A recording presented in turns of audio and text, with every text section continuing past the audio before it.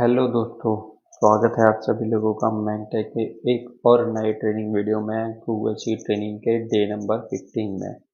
तो जैसा कि आप सभी लोगों ने मेरे पिछले वीडियोस में देखा है कि मैंने आपको सारे टैब्स की नॉलेज दे दी और हम अपनी फॉर्मूला सेक्शन पे वर्किंग कर रहे हैं। फॉर्मूला सेक्शन की बात करें तो इसमें भी हमने अपने 107 ऐसे अराउंड 107 फॉर्मूलेज ऐसे फाइंड आउट करे हैं जो डेली यूजेस फॉर्मूले हैं, जिसमें सारी कैटेगरीज आती हैं जो कि बेसिक मैथ से लेके टैक्स फंक्शन, डेट, टाइम, उसके अलावा logical, loop function, array formulas और फाइनेंशियल के रिगार्डिंग फॉर्मूलेज, बोनस फॉर्मूलेज जो आपके लिए मैंने दिए हैं कुछ अलग से।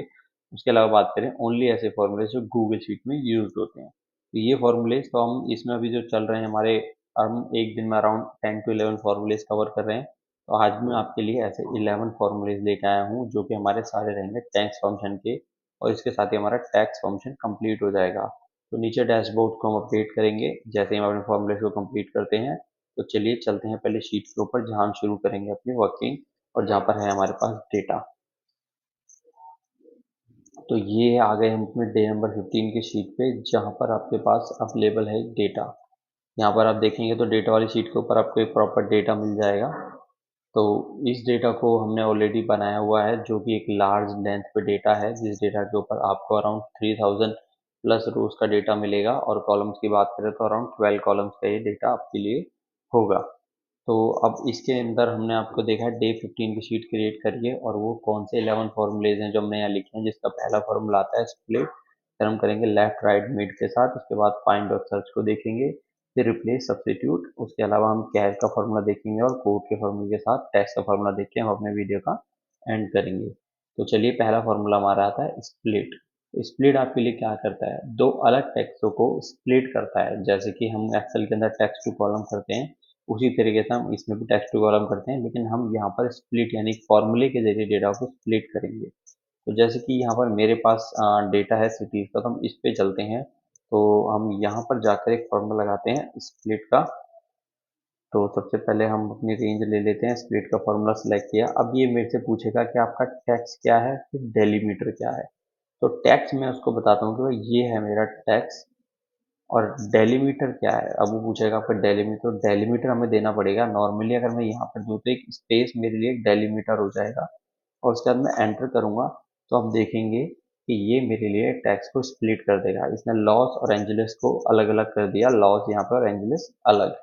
यही चीज़ अगर मैं इसको नीचे की तरफ ड्रैग करूँगा, आप देखेंगे मैंने यहाँ पर कंट्रोल डी किया तो उसने नहीं किया। क्यों? क्योंकि इस वाली रेंज के अंदर मैंने यहाँ पर कॉमा का यूज़ किया हुआ है, तो यानी डेटा सेपरेट हो गया है। यानी जब भी आप अपना जो स्प्लिट का फॉर्मूला लगाएंगे तो एक रेंज पे लगाएंगे तो कंडीशन बेस भी सेम होनी चाहिए, आपके डेटा के अंदर कंडीशन सेम होनी चाहिए। तो अब जैसे यहाँ पर मेरे पास कोमा है, तो मुझे क्या करना पड़ेगा, मुझे इस रेंज को चेंज करना पड़ेगा। अब मैं यहाँ पर स्पेस नहीं दे सकता, मुझे फॉर्मूले के अंदर जाके चेंज करना पड़ेगा, और स्पेस की जगह मुझे कॉमा लगाना पड़ेगा। जैसे मैंने कॉमा लगाया और एंटर किया, तो आप देखेंगे कि मेरा ये वाला ऑप्शन भी वर्क करने लगेगा। तो अब यहाँ पर है तो मेरा स्प्लिट का फॉर्मूला ही दोनों केसेस में, लेकिन वो फॉर्मूला वर्क उस तरह से नहीं कर रहा है जिस तरह से पहला वाला कर रहा था। तो अब स्प्लिट का फॉर्मूला आपके लिए डेटा स्प्लिट करने का काम करेगा, लेकिन कंडीशन बेस हमेशा सेम होना चाहिए। अगर आपकी कंडीशन बेस सेम नहीं होगी तो वो आपको इशू करेगा। तो अब हम चलते हैं अगले फॉर्मूले पे जो आता है हमारा लेफ्ट का फॉर्मूला। तो अब लेफ्ट का फॉर्मूला किस तरह से काम करता है, लेफ्ट राइट और मिड तीन फॉर्मूले हैं हमारे, जिनका कंबाइंड यूज भी होता है। जो वाई द फ्यूचर क्या होता है, पहले हम वहाँ समझ लेते हैं कि ये काम किस तरह से करते हैं। तो अब मैं आपके लिए यहाँ पर इक्वल टू हम लेफ्ट का फॉर्मूला लगाएंगे। तो जैसे ही मैंने यहाँ पर लेफ्ट का फॉर्मूला सेलेक्ट किया, तो अब ये मेरे को कह रहा है कि स्ट्रेंथ बताइए, आपकी स्ट्रिंग क्या है, किस स्ट्रिंग को आप स्प्लिट करना चाहते हैं, लेफ्ट से देखना चाहते हैं। तो मैंने यहाँ पर देखिए, यहाँ पर जो लॉस एंजलिस लिखा है मैंने इसको सेलेक्ट कर दिया। अब मेरे को ये जैसे ही मैं कॉमा दूंगा तो ये नंबर ऑफ कैरेक्टर मेरे से पूछेगा भाई कितने नंबर ऑफ कैरेक्टर आप इसमें से अलग करना चाहते हैं। तो मैं बताता हूँ कि भाई मुझे 3 नंबर ऑफ कैरेक्टर लेफ्ट से उठा के दे दो। तो मेरा लेफ्ट क्या पड़ेगा, यहाँ पर जो एल वर्ड है लॉस का, जो है लॉस एंजलिस का, एल से स्टार्ट करके पहले 3 कैरेक्टर मुझे अलग चाहिए। तो इसमें मैंने 3 दिया और एंटर कर दिया।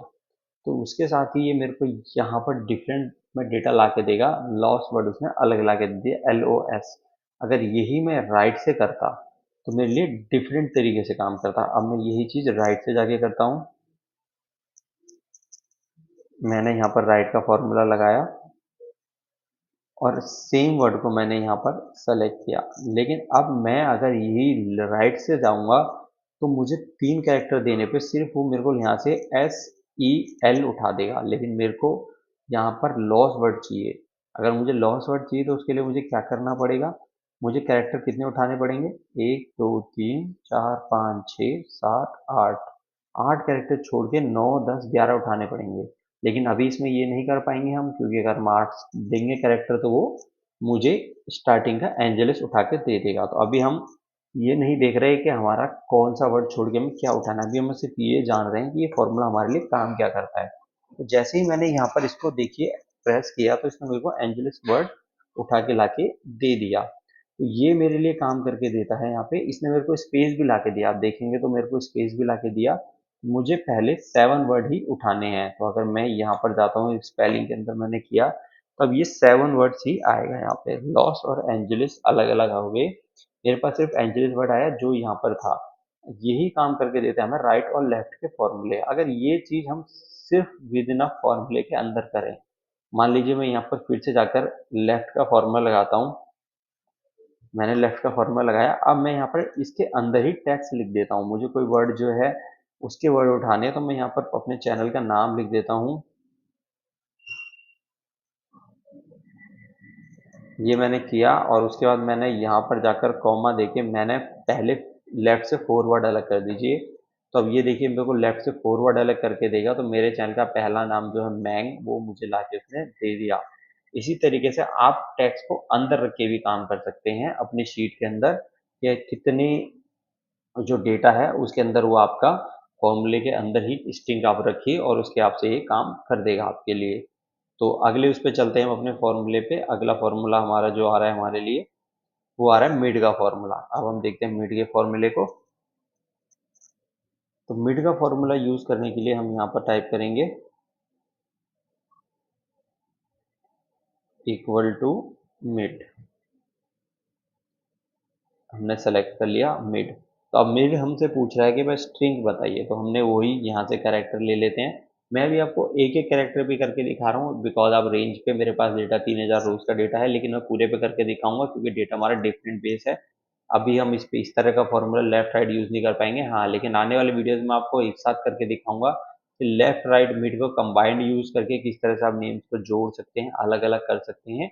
ये सारी चीजें आपको इसके इजीली होने को मिल जाएगी। अब हम यहाँ पर इसको सेलेक्ट करके कॉमा देते हैं और उसके बाद ये मेरे से स्टार्टिंग पूछ रहा है। अब ये क्या क्या कह रहा है कि स्टार्टिंग अब की जो है वो कहाँ से होगी। ठीक है, तो मैं कहता हूँ कि भाई मुझे पहले वर्ड से स्ट्रिंग स्ट्रिंग टैग मेरे लिए है, मैंने यहाँ पर 1 दिया और यहाँ पर जाकर लेंथ कितनी रखनी है भाई, 3 वर्ड की रखनी है। मैंने ये किया।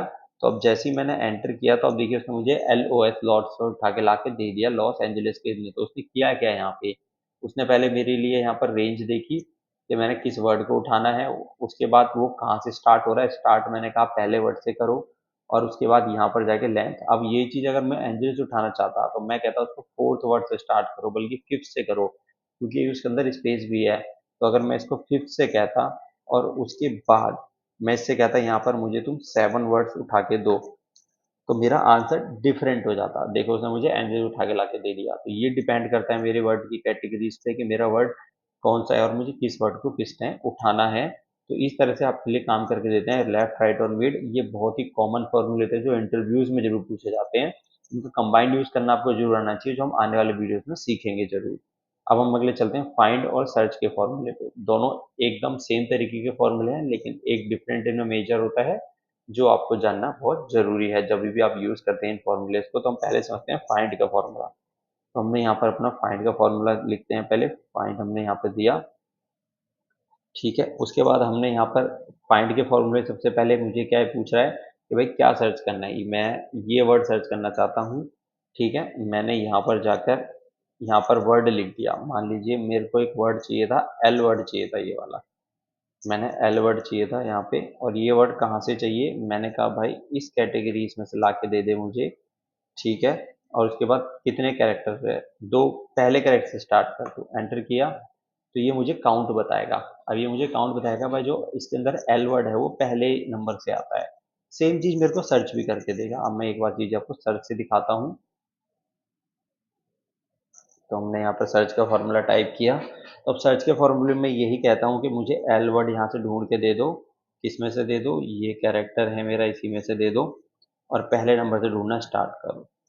तो देखो अब ये दोनों ने मुझे लाके दे दिया कि इसके अंदर ये पहले नंबर पे आता है, लेकिन अब यही मैं एक चेंज करता हूँ दोनों के अंदर। मैंने यहाँ जाकर इसमें एल लिख दिया स्मॉल और एंटर। और जैसे ही मैंने इसको एंटर किया तो उसने मुझे बताया कि भाई स्मॉल वाला एल 9वें नंबर पे है, लेकिन अगर मैं ये ही इसके अंदर करूँगा तो ये मुझे स्टिल पहला नंबर दे रहा है। क्यों? क्योंकि आप यहाँ पर जाकर देखेंगे तो इसके अंदर जो है, यानी फाइंड का जो फॉर्मूला आपके लिए काम करता है, उसके अंदर केस सेंसिटिव होता है। यानी अगर आप एग्जैक्ट वर्ड नहीं लिखेंगे, मैंने यहाँ पर ए एफ कैपिटल लिखा तो ये मुझे आंसर देगा, लेकिन अगर मैंने ए स्मॉल लिखा और उसको वहाँ पर ए स्मॉल नहीं मिला तो एरर देगा यहाँ पर। लेकिन ये चीज आपको करके नहीं देगा सर्च का फॉर्मूला। सर्च के फॉर्मूला आपको जो प्रॉपर काम करता है स्मॉल कैपिटल बेस पे नहीं करता है। ये आपको वो ही कैरेक्टर देगा। स्मॉल यहाँ पर आपके लिए केस सेंसिटिव का केस नहीं आता, तो इसलिए ये दोनों फॉर्मूले यूज होते हैं। तो मैं हमेशा बेटरली आपको सजेस्ट करूंगा कभी भी आप यूज करें तो आप हमेशा सर्च का फॉर्मूला यूज करें इन दोनों के बीच में, क्योंकि फाइंड में एक कमी है जो आपके लिए केस सेंसिटिव का केस की तरह काम नहीं करती है। अब हम अगले फॉर्मूले पे चलते हैं जो हमारा आता है रिप्लेस और सब्स्टिट्यूट के फॉर्मूले। तो हम चलते हैं पहले रिप्लेस का फॉर्मूला देखते हैं हमारे लिए क्या करके देता है रिप्लेस, और उसके अलावा क्या करके देता है सब्स्टिट्यूट। है दोनों सेम ही तरीके के, लेकिन आपके लिए वर्किंग डिफरेंट रहेगी। सबसे पहले हम रिप्लेस का फॉर्मूला देखते हैं, सेलेक्ट करते हैं हम रिप्लेस का फॉर्मूला। तो रिप्लेस का फॉर्मूला जैसे हमने सेलेक्ट किया, तो रिप्लेस का फॉर्मूला आपको सबसे पहले क्या रिप्लेस करना है। तो मेरे पास यहाँ पर जो कैरेक्टर है, मैं ये कह देता हूँ ये कैरेक्टर है मेरे पास, यहाँ पर USA लिखा है, ठीक है, मैंने कॉमा दिया, ठीक है। उसके बाद ये क्या कह रहा है कि कौन से नंबर से कैरेक्टर स्टार्ट हो रहा है आपका, ठीक है। मैंने कहा कहाँ से स्टार्ट करना है, मैंने कहा पहले से स्टार्ट करना है, ठीक है। कितने वर्ड तक जाना है? 3 वर्ड तक जाना है। उसके बाद क्या रिप्लेस करना है, मैंने कहा भाई इसके अंदर आप मुझे USA की जगह BBC दे दो। अब जैसे ही आप इसको एंटर करोगे तो देखो उसने USA को रिप्लेस करके BBC दे दिया। ये आपको इस तरह से नहीं समझ आएगा, लेकिन अब मैं इसमें क्या करता हूँ, यहाँ पर जो कैरेक्टर मैंने दिए थे मैं यहाँ पर रेंज की जगह कैरेक्टर दे देता हूँ। USA मैंने लिखा तो अब देखिए उसने मुझे यहाँ पर USA को रिप्लेस कर दिया BBC से। क्यों? उसने क्या किया, उसने आपके लिए यहाँ पर फॉर्मूले को हम ओपन कर लेते हैं। USA था, पहले कैरेक्टर से सर्च करना शुरू किया, 3 कैरेक्टर चेंज करे और BBC करा। मैं USA के अंदर USA एक और बार लिख देता हूँ।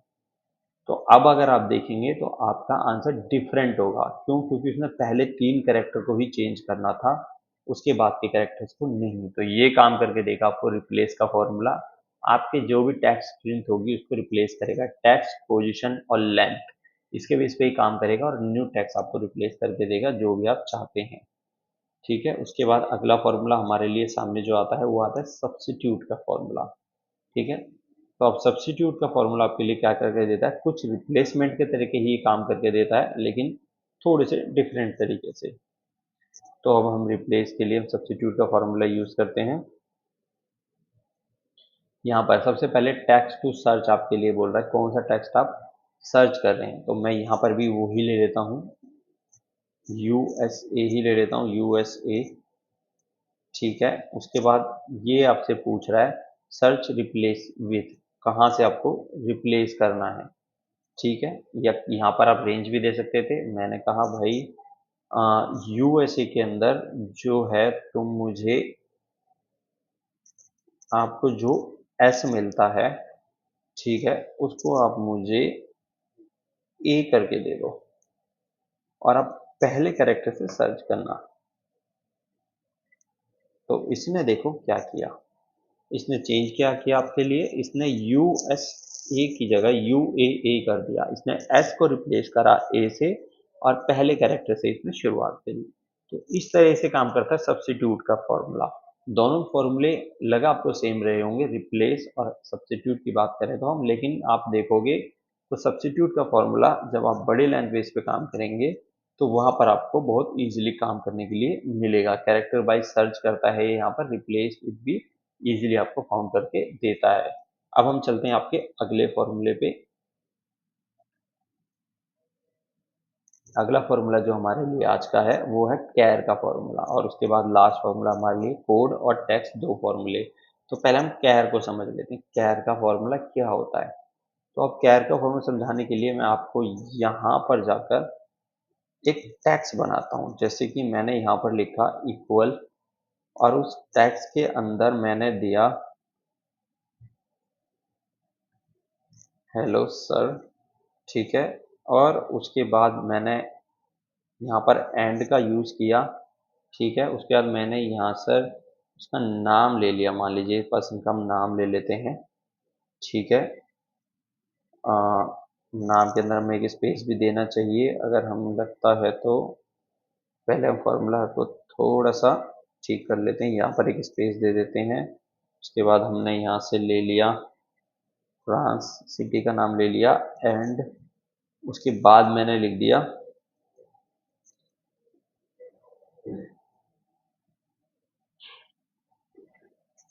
Welcome to India. अब इसको भी हम डबल इंटरेट कॉमा में ले लेते हैं क्योंकि हम ये टैक्स में चाहते हैं, और हमने इसको एंटर किया। तो अब ये एक लाइन बन गई आपके लिए, ठीक है। Hello sir France, welcome to India. तो अब ये लाइन देखोगे तो इसमें आपको क्या दिखेगा कि ये लाइन एक साथ आ रही है, पूरी लाइन आपको एक साथ दिख रही है। लेकिन मैं क्या चाहता हूँ कि हेलो सर फर्स्ट लाइन में रहे, और वेलकम टू इंडिया है वो नीचे वाली लाइन में चला जाए। लेकिन वो ऐसे तो जाएगा ही नहीं, मैं कैसे करूँगा इसको। यहाँ पर भी एक स्पेस ले लेते हैं तो थोड़ा दिखने में बेटर लगेगा। तो अब ये नीचे की लाइन में जाएगा कैसे, इसके लिए मुझे क्या करना पड़ेगा, इसके लिए मैं यूज करूंगा कैर का फॉर्मूला। अब मैंने यहाँ पर इससे पहले यहाँ पर एक एंड लगाते हैं और यहाँ पर कैर का फॉर्मूला यूज करते हैं, कैर 10, ठीक है। 10, ताकि लाइन ब्रेक हो जाए।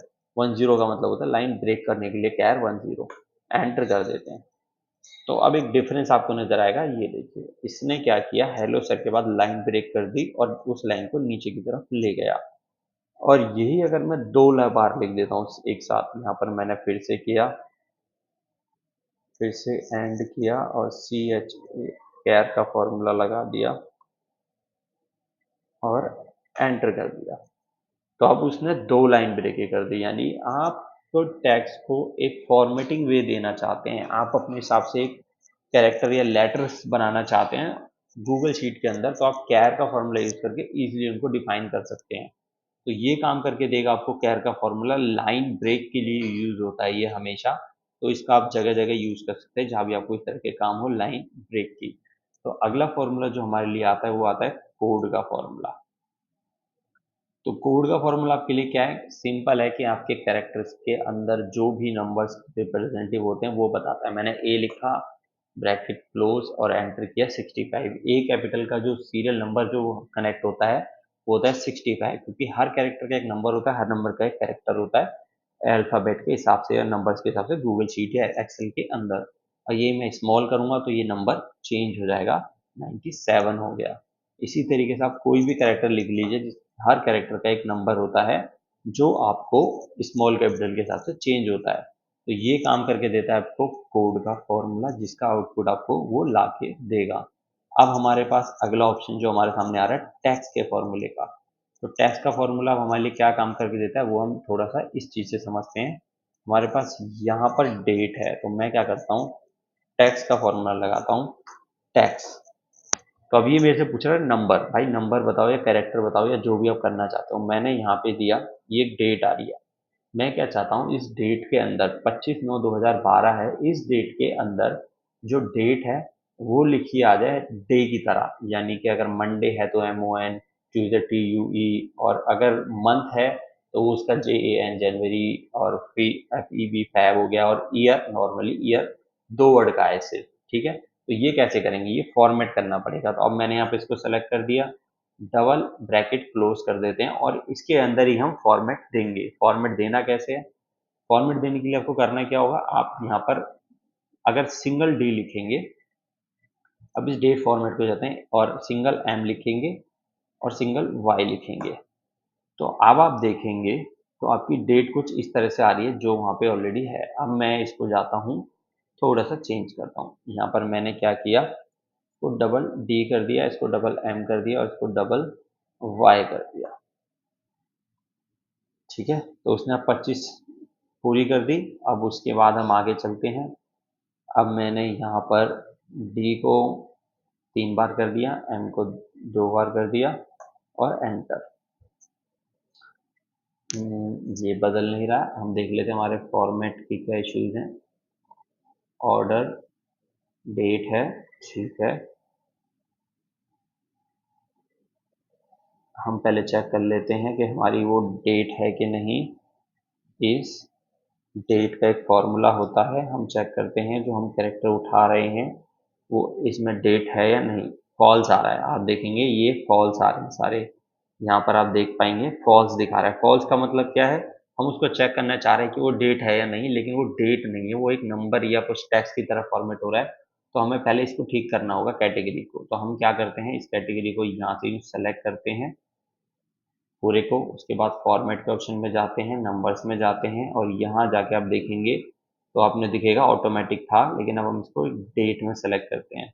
तो जैसे हमने डेट में किया तो देखते हैं आप, अब हम फॉर्मूला लगाते हैं यहाँ पर कहीं पे भी इस डेट करके, और अब किसी भी डेट को एक बार सेलेक्ट करते हैं सेल को।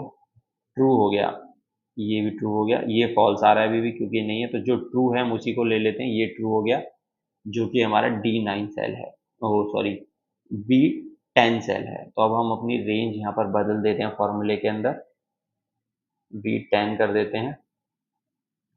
हमारे फॉर्मूले में हम गए और यहाँ पर इसको B16 की जगह B10 कर दिया। तो अब ये देखिए यहाँ पर उसने डेट को बदल दिया। अब हम इसको थोड़ा सा शुरू से समझने की कोशिश करते हैं। यहाँ पर हमने 2M करे और यहाँ पर भी करे। वो डेट अब क्या थी, अब 6/9/2011 थी डेट, ठीक है। 11 लिखा रहा है सिर्फ। अब मैं यहाँ पर जाता हूँ, एक और एम लगाया मैंने और एक और एम लगाया, एंटर। सॉरी, यहाँ पर मैंने एम लगा दिया जबकि मुझे डी लगाना था।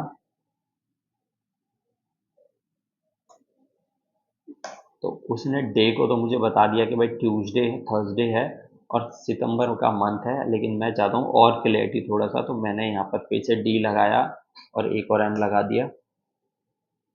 तो ये देखेंगे थर्सडे का डे है, सितंबर का मंथ है और ईयर है 2011। ईयर को भी हम क्लियर करने के लिए यहाँ पर जाकर वाई को 3 या 4 बार लिख सकते हैं। तो अब ये मुझे स्पेशली समझ आ रहा है कि थर्सडे का डे था सितंबर 2011। ये इस डेट का फुल्ली वर्जन मैं चेंज कर सकता हूँ अपने हिसाब से टैक्स का फॉर्मूला यूज करके। इस तरह से काम करता है आपका टैक्स का फॉर्मूला, और भी आपके टैक्स को आपके हिसाब से डेट के फॉर्मेट्स को इजीली बदल सकता है। तो ये थे आज के फॉर्मूले जिसके अंदर हमने आपके आज के डे में समझे, जिसके अंदर हमने टोटल फार्मूले 11 समझे, जिसमें आपके लिए राइट लेफ्ट मिड का फॉर्मूला आता है, स्प्लिट का फॉर्मूला आता है, सर्च फाइंड रिप्लेस सब्स्टिट्यूट कैर कोड टैक्स। बिल्कुल ही बेसिक फॉर्मूले हैं, बहुत ही विद इन अ मिनट के अंदर होने वाले फॉर्मूलेज हैं। कुछ ज़्यादा हार्ड एंड सोल्ड टास्क नहीं है इनका। सिंपल तरीके से करते जाइए और बस इनको नॉर्मली आपको यूज़ करना है। इनमें कोई वो हार्ड एंड सोल्ड टास्क नहीं है। अब हम अपनी शीट पे चलते हैं और जहाँ जाकर इनको कंप्लीट कर देते हैं ताकि हमारे डैशबोर्ड भी साथ के साथ अपडेट हो जाए। अब हम चलते हैं, सारे के सारे फॉर्मूलेज हमारे इस कैटेगरी में हो चुके हैं, तो हम सारे के सारे एक साथ सेलेक्ट करके यहाँ पर कर देते हैं ग्रीन। जैसे हमने ग्रीन करे तो हमारा डैशबोर्ड भी अपडेट हो जाने चाहिए। तो देखिए 44 हो चुके हैं सारे डैशबोर्ड्स के अंदर। तो इस तरीके से आज का था हमारा वीडियो डे नंबर 15 में। अगर इन फॉर्मूलेज में आपको कुछ भी जानना हो, कुछ भी ऐसा पॉइंट जो आप नहीं समझ पाए हो या आपको जानने में इशू हो रहा हो, तो आप मुझे कमेंट में जरूर बताइएगा। वीडियो को लाइक करिए, चैनल को सब्सक्राइब करिए, ज़्यादा से ज़्यादा लोगों को शेयर करिए। एक लाइक एक कमेंट आपका हमें बहुत वैल्यूबल होता है। अब हम मिलेंगे आपसे अगले वीडियो में कुछ नया लेके। जब तक के लिए गुड बाय, थैंक यू।